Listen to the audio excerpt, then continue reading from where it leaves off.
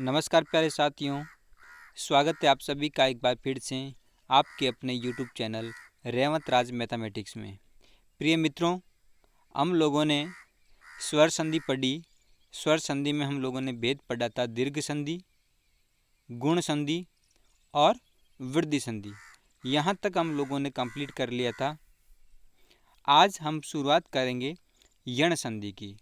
देखिए दोस्तों, यण संधि की शॉर्ट ट्रिक्स क्या है उसके बारे में आपको समझना है। पहले कि जब ह्रस्व या दीर्घ, ह्रस्व यानी छोटा और दीर्घ यानी बड़ा, जब ह्रस्व या दीर्घ मैं एक ही लिख रहा हूँ अभी यहाँ, ई समझना है आपको, उ और री वर्ण, उनके बाद में कोई सा भी असमान स्वर वर्ण आए। असमान का मतलब यहाँ ई आ गया तो यहाँ ई नहीं आना है, या उ आ गया तो यहाँ आगे उ वापस नहीं आएगा, री आया तो री भी वापस नहीं आएगा। यानी असमान स्वर वर्ण आएगा जो उसके जैसा नहीं है, कोई दूसरा स्वर वर्ण रहेगा, तब उनके मेल से कर्म से हम क्या परिवर्तन कर देंगे, ई का कर देंगे हम ये कौन सा हलंत वाला, उ का कर देंगे हम वह हलंत वाला, और री आएगा तो हम कर देंगे री का रे हलंत वाला। कब करेंगे ये जब करेंगे हम कि जब ई उ री प्रथम पद के अंत में आएगा और उसके बाद में कोई असमान स्वर वर्ण आ जाएगा, तब हम उस ई का करेंगे ये, उ का करेंगे वह और री का करेंगे रे, और वो भी वर्ण कैसा रहेगा, हलंत रहेगा साथियों, तभी ही हम उसको समझ पाएंगे। तो ये है यण संधि की शॉर्ट ट्रिक्स।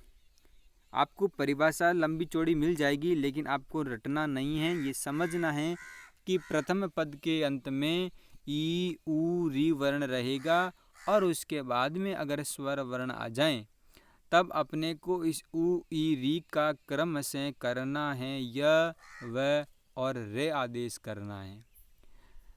मित्रों, यहाँ तक की बात समझ में आ गई। अब देख लीजिए, हम बुक की परिभाषा भी देख लेते हैं। बुक की परिभाषा में क्या कहते हैं कि जब ह्रस्व या दीर्घ ई उ और री इनके बाद कोई असमान स्वर वर्ण आए तो उनके मेल से अर्थात इनके स्थान पर क्या परिवर्तन हो जाएगा, ई का हो जाएगा ये, उ का हो जाएगा वह और री का हो जाएगा रे। अब ये परिभाषा आपको नहीं पढ़ना, केवल अपने को शॉर्ट ट्रिक्स समझना है कि ई उ री के बाद कोई असमान स्वर वर्ण आ गया और उस ई उ री का य व रे क्रम से हो गया तो वह यण संधि ही होगी। चले मित्रों, यहाँ तक की बात समझ में आ गई। अब बढ़ते हैं हम उदाहरणों की ओर। उदाहरणों को देख लेते हैं, उसके बाद आपको अच्छी तरह से समझ में आ जाएगा कि यण संधि क्या है। ठीक है, अब देखो यण संधि है ना, इस संधि की पहचान क्या है वो भी आप समझ लीजिए। अभी हम लोगों ने पढ़ा य व और र वर्ण, य व र ये तीन वर्ण हैं, लेकिन उनसे पूर्व आने वाला वर्ण है वे हमेशा आधा ही होगा।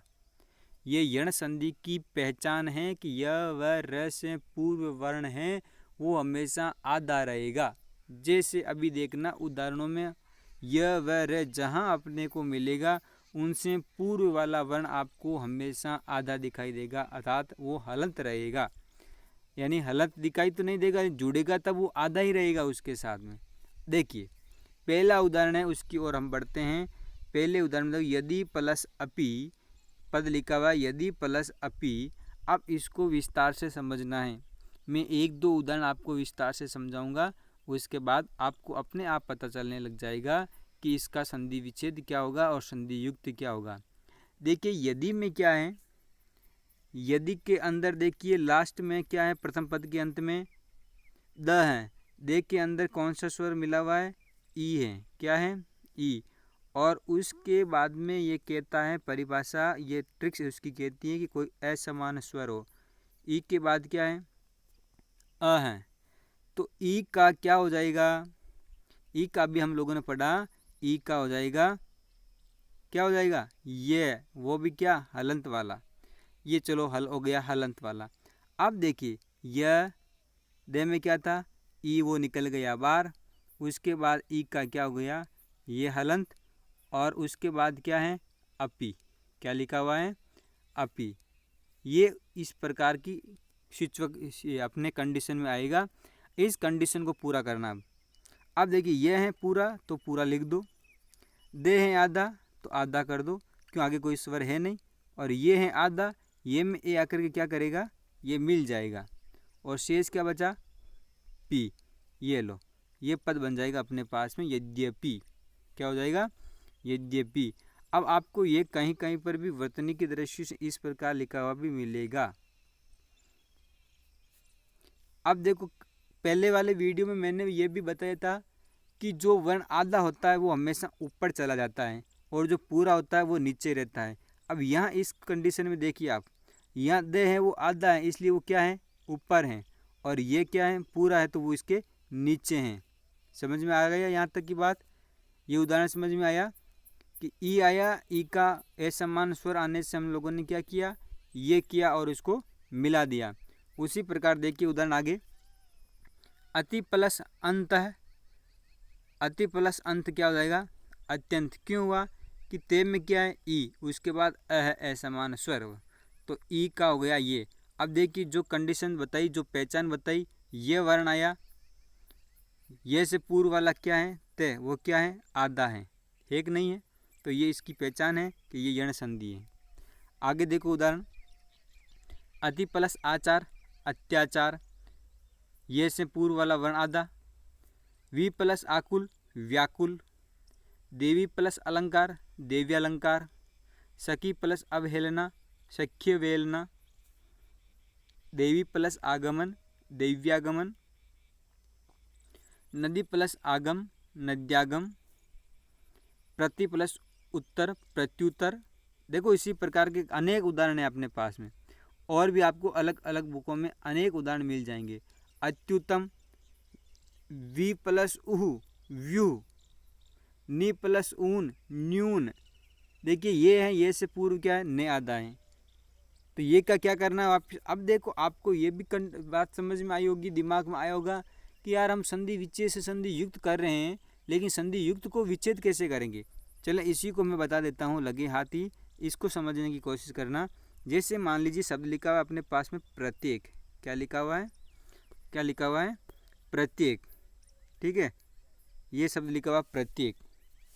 अब इसको अलग अलग करेंगे, यानी कि संधि विच्छेद करेंगे, तो अपने को क्या करना है, सबसे पहले इसका वर्ण विच्छेद करना है, जैसे प्र, उसके बाद क्या है, ते हलंत, प्लस उसके बाद क्या है, ये हलंत, फिर क्या आया, ए आया, उसके बाद क्या है, के है। ये इस प्रकार की कंडीशन हुई। अपने को पकड़ना क्या, बीच वाला ये पकड़ना है, और ये होता किससे है, ये होता है ई से। किससे होता है, ई से होता है। ये किससे होता है, ई से होता है। उल्टा घुमा दो उसी को, जो ट्रिक्स बताई उसको उल्टा घुमा दो। ई का ये किया, वापस ये का ई करो, ये ई हो गया, ई को ला करके ते में मिला, ये क्या हो जाएगा, प्रति प्लस ये एक, तो प्रत्येक का संधि क्या हो जाएगा, प्रति प्लस एक। समझ में आया यहाँ तक, वेरी गुड। देखिए आगे, नद्येश्वरीय, शक्येश्वरीय, उसी प्रकार ऊ के बाद ए आया असमान स्वर वर्ण, तो ऊ का क्या हो गया, ऊ का क्या हो जाएगा, वे हो जाएगा। वे कौन सा, हलंत वाला हो जाएगा। ये देखो ये हो रहा है, सु प्लस अच, स्वच्छ, अनु प्लस अय, अन्वय, सु प्लस आगत, स्वागत, गुरु प्लस आदेश, गुरुआदेश, अन्विति, अनविच्छा, अन्वेषण, अन्वेषक, ये सारे ही यण संधि के उदाहरण हैं। य व र, उनसे पूर्व वाला वर्ण है, वो आपको देखो दिखाई दे रहा है, आधा वर्ण दिखाई दे रहा है, तो इसका मतलब है कि ये यण संधि है। नेक्स्ट देख लीजिए और उदाहरण इसके, ये रहे रीक वाले। देखो रीक के बाद क्या आया, असमान स्वर आ गया, तो रीक का क्या किया, रे किया।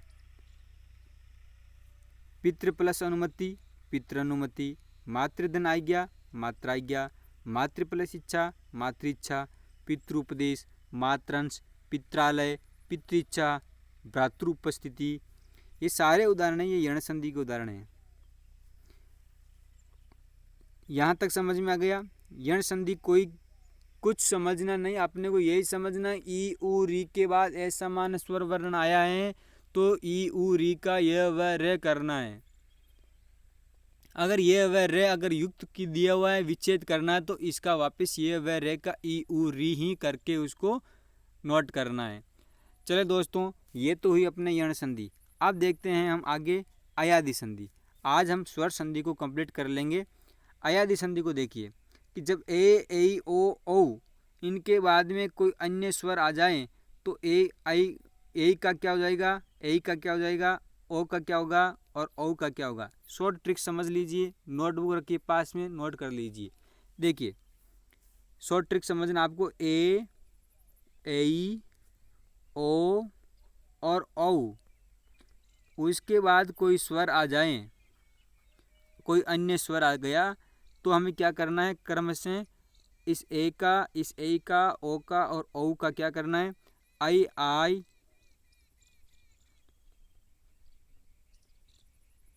औ आओ ये आदेश करना है। यानी कि किसी भी शब्द के बीच में हम जाएंगे और देखेंगे तो अपने को ये ध्वनि निकल करके आगे आएगी, आई आई औ आओ की, तब वो आई आदि संधि हो जाएगा।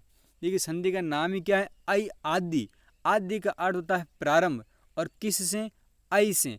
आई से प्रारंभ होने वाले कौन सी फैमिली है, आई के से शुरू होने वाली ये फैमिलियां हैं कि आई आई औ आओ। ये याद रखना है, आई आई औ आओ आदेश हो जाता है कब, कि जब पद के अंत में ए ऐ ओ औ आ गया और सामने कोई अन्य स्वर आ गया तब उसका हो जाएगा क्रम से आई आई औ आव आदेश हो जाता है। और ये ही अयादि संधि है। देखिए बुक की परिभाषा देखिए, जब ए ऐ ओ औ इनके बाद अलग कोई अन्य स्वर आया तो ए के स्थान पर आई आ गया, ए के स्थान पर आई आ गया और ओ के स्थान पर औ आ गया, औ के स्थान पर आओ हो गया। ये इस प्रकार हो जाएगा तो अयादि संधि हो जाएगा। देखिए अयादि संधि में ऐ आदि, ऐ यानी ऐ से शुरू होने वाला, आदि यानी प्रारंभ, ऐ से प्रारंभ अयादि संधि होती है। जैसे देखो उदाहरण, ए आया, ए के बाद स्वर आ गया तो हो जाएगा उसका आई, किसका, इस ए का आई हो जाएगा। देखो मैं उदाहरण देख करके बताता हूँ, उदाहरण को समझना। जैसे यहाँ लिखा हुआ है न प्लस अन, क्या लिखा हुआ है, न प्लस अन।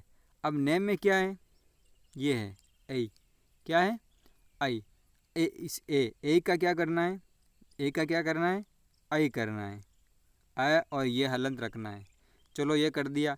उसमें देखो ये न है ना, इसमें ये ए आ गया बाहर तो न क्या रह गया, हलंत हो गया।